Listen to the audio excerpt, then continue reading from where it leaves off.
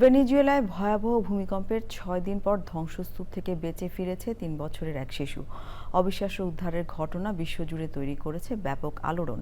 শিশুটিকে উদ্ধারের পর উন্নত চিকিৎসার জন্য হাসপাতালে রাখা হয়েছে। বর্তমানে তার শারীরিক অবস্থা স্থিতিশীল। মুশরাত শৈলী জানাচ্ছেন বিস্তারিত।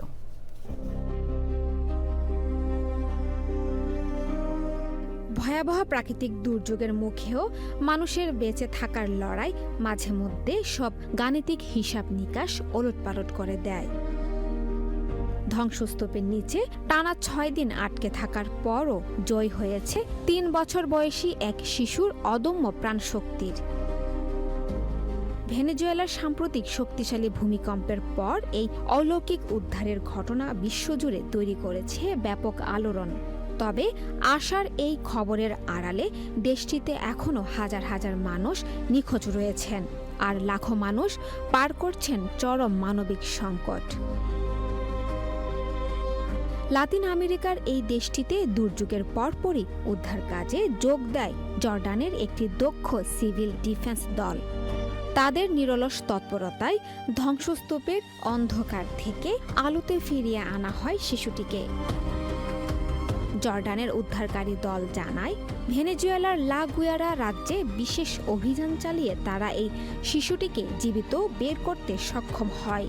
উদ্ধার অভিযানের ভিডিও ফুটেজে দেখা যায় শিশুটিকে অক্ষত অবস্থায় টেনে তোলার সঙ্গে সঙ্গে উল্লাসে মেতে ওঠেন উদ্ধারকর্মীরা। এই ঘটনার সত্যতা নিশ্চিত করতে ভেনেজুয়েলার অন্তর্বর্তীকালীন প্রেসিডেন্ট ডেলসি রদ্রিগেজ জানান, অলৌকিকভাবে বেঁচে যাওয়া ওই শিশুর নাম ক্লিয়েভার মোরান। কঠিন এই সময়ে তিনি এই সফল উদ্ধারকে আশার মুহূর্ত হিসেবে অভিহিত করেছেন।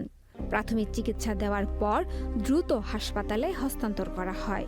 বর্তমানে তার শারীরিক অবস্থা স্থিতিশীল। ভেনেজুয়েলার অ্যাসেম্বলি প্রেসিডেন্ট জর্জ রদ্রিগেজ জানিয়েছেন, রাজধানীর কারাকাসে একটি হাসপাতালে শিশুটির উন্নত চিকিৎসা চলছে। চিকিৎসা বিজ্ঞান ও দুর্যোগ বিশেষজ্ঞদের মতে, ভূমিকম্পের পর প্রথম ৭২ ঘণ্টাকেই জীবিত উদ্ধারের জন্য গোল্ডেন আওয়ার বা সবচেয়ে গুরুত্বপূর্ণ সময় বিবেচনা করা হয়। সেই আন্তর্জাতিক সময়সীমা পেরিয়ে যাওয়ার পরও একটি শিশুর জীবিত ফিরে আসা উদ্ধারকারীদের নতুন করে আশাবাদী করে তুলেছে। মুশরাত শৈলী, চ্যানেল আই।